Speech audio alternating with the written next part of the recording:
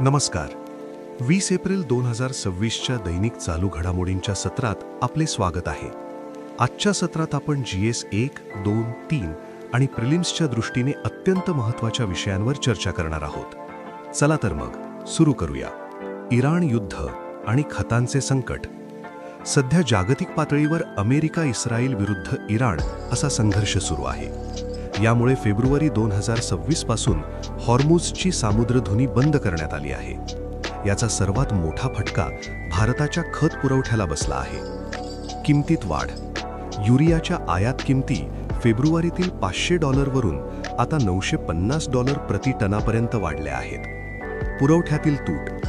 भारताला खरीफ 2026 साठी 19.4 दशलक्ष टन युरियाची गरज आहे, पण सध्याचा साठा केवळ 5.5 दशलक्ष टन आहे. अवलंबित्व. भारत आपल्या गरजेच्या 40% युरिया आणि 60%पेक्षा जास्त LNG आयात करण्यासाठी कतार, ओमान आणि सौदी यांसारख्या आखाती देशांवर अवलंबून आहे. आगामी धोका. जर पुरवठा साखळी अशीच खंडित राहिली तर रब्बी हंगामाला मोठा धोका निर्माण होऊ शकतो. पुढील मार्ग. सरकारने पर्यायी मार्ग शोधण्यासाठी मोरोक्को आणि इंडोनेशियाकडून खरेदी सुरू केली आहे. तसेच नॅनो खते आणि बायोस्टिम्युलंट्सचा वापर वाढवण्यावर भर दिला जात आहे. उच्च मूल्य पीक विविधीकरण. केंद्रीय अर्थसंकल्प 2026-27 नुसार सरकारने देशाच्या विविध भागात उच्च मूल्य पिकांच्या लागवडीला गती देण्याचे ठरवले आहे. HVCs म्हणजे काय? यात प्रामुख्याने फळे, भाजीपाला, फुले, मसाले आणि औषधी वनस्पतींचा समावेश होतो. हे पारंपरिक पिकांच्या तुलनेत जास्त नफा मिळवून देतात. प्रादेशिक रणनीती. किनारपट्टी भाग. नारळ, काजू आणि कोकोच्या नव्या जाती लावणे. ईशान्य भाग. अगरवूड लागवडीतून मोठी उलाढाल करणे. हिमालयीन भाग.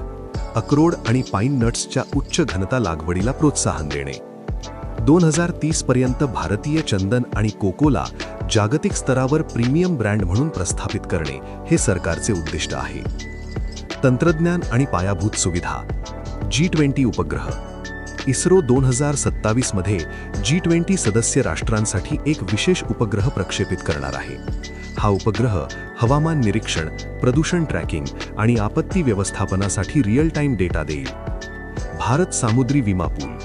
युद्ध किंवा संघर्षामुळे आंतरराष्ट्रीय विमाकर्त्यांनी कव्हर नाकारल्यास भारतीय व्यापार थांबू नये यासाठी सरकारने 12,988 करोड रुपयांच्या हमीसह स्वतःची विमा यंत्रणा उभी केली आहे. PMGSY 3 मुदतवाढ. प्रधानमंत्री ग्राम सडक योजनेचा तिसरा टप्पा आता मार्च 2028 पर्यंत सुरू राहणार आहे. यासाठी 83,977 करोडची सुधारित तरतूद करण्यात आली असून प्लास्टिक वेस्ट वापरून ग्रीन रोड्स बांधण्यावर भर दिला जात आहे. इतर महत्त्वाच्या घडामोडी. थोडक्यात माहिती. विश्वसूत्र हा एक भारतीय हातमागाचा डिझायनर संग्रह आहे जो 30 भारतीय राज्यांचे प्रतिनिधित्व 30 वेगवेगळ्या देशांच्या सांस्कृतिक दृष्टिकोनातून करतो. सुपर अल निनो. तज्ज्ञांनी यावर्षीच्या अखेरीस सुपर अल निनोचा इशारा दिला आहे, ज्यामुळे 2027 मध्ये जागतिक तापमान वाढू शकते आणि भारतीय मान्सूनवर त्याचा विपरीत परिणाम होऊन दुष्काळ पडू शकतो. अशा प्रकारच्या चालू घडामोडी जाणून घेण्यासाठी ॲग्री सुपर बी अकॅडमीला फॉलो करा.